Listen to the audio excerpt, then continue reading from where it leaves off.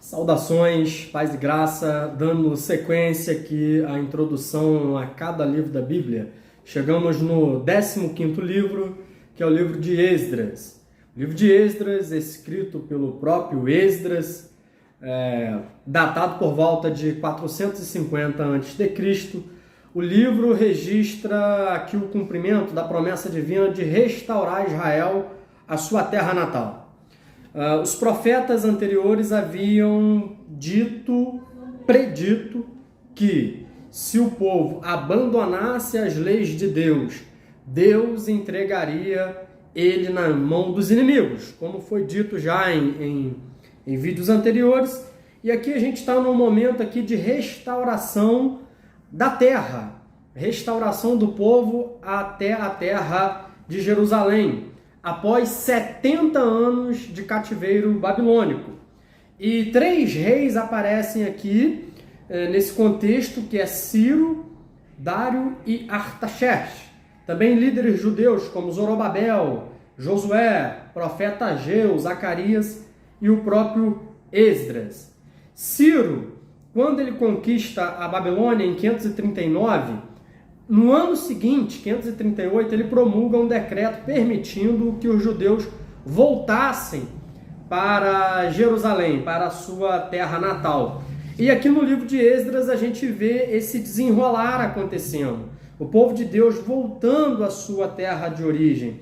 E agora eles precisam retornar ao culto, reedificar o templo. E no capítulo 3 do livro de Esdras, eles já começam pelo altar, edificando o altar, começam ali a oferecer sacrifício, e no verso 8 começam a lançar os alicerces do templo. Capítulo 3, verso 8 vai dizer que eles começam ali já a lançar os alicerces do templo para voltar com os rituais conforme a lei de Moisés ordenava. No capítulo 4 aparece um grupo de oportunistas, pessoas que haviam nascido de casamentos ali entre judeus e entre pessoas de outros povos, que é onde vai dar origem ali aos samaritanos, e eles aparecem em uma forma de oposição, querendo também participar da construção, mas Esdras não permite. Capítulo 6, verso 14, vai dizer que os anciãos judeus iam edificando e prosperando. Nessa época profetizavam os profetas Ageu e Zacarias, e eles ali ia ocorrendo tudo bem ali no desenrolar da história, no capítulo 6. No capítulo 9, Esdras faz uma oração poderosa, porque no capítulo 9, Esdras ele vai começar a orar, ele vai começar a reconhecer o pecado do seu povo. O pecado do seu povo, dos seus ancestrais, de ignorarem a lei de Deus, de se contaminarem com as nações pagãs, de se casarem entre si. Ele vai relatar todos esses acontecimentos ali, e ele vai pedir perdão por ele e pelo povo. E com essa oração ele começa a comover as pessoas que estavam ali ao redor dele. E no capítulo 10 do livro, o livro se encerra com o povo se ajuntando a ele. Crianças, homens, mulheres, eles começam a se comover com essa oração de Esdras e eles se arrependem dos seus pecados. Então ali a gente vê acontecendo um grande reavivamento. O que a gente tira disso aqui, do livro de Esdras?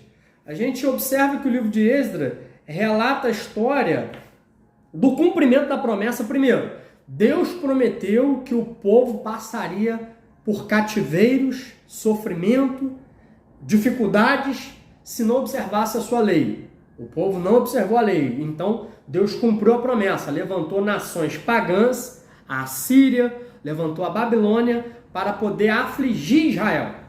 Israel passa 70 anos no cativeiro babilônico e Deus promete que restauraria o povo à sua terra.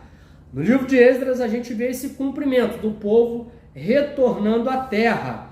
E aqui a gente vê um avivamento acontecendo, que é o povo retornando à lei. Quando que o reavivamento acontece? Eu te pergunto, é necessário um reavivamento hoje, nos nossos dias? Um reavivamento acontece quando nós nos voltamos para a palavra de Deus, quando nós nos voltamos para o centro da vontade de Deus. Aí o reavivamento acontece, porque o nosso Deus, ele é o mesmo ontem, hoje e será eternamente. Deus não muda, quem muda somos nós. E muitas vezes o nosso pecado está em se associar com a cultura mundana, em querer fazer parte, em querer se misturar com a cultura mundana. Então, o cativeiro acontece, e o cativeiro hoje acontece de forma espiritualizada. Quando a gente menos percebe, a gente se vê preso em vícios, a gente se vê preso em um estilo de vida mundano, e aí é preciso haver um arrependimento, é preciso haver um quebrantamento, é preciso haver uma volta à palavra de Deus, para que a palavra de Deus possa ocupar o primeiro lugar em nossas vidas, para que Deus possa ser adorado novamente, para que a nossa vida possa estar no centro da vontade dele e para que nós possamos desfrutar de uma liberdade em Cristo Jesus. Moral do livro da história de Esdras: Deus, ele cumpre aquilo que ele promete, e que nós possamos ter a nossa vida no centro da vontade de Deus, para que a gente não se torne novamente prisioneiro do pecado e das paixões do mundo. Que Deus te abençoe e até a próxima.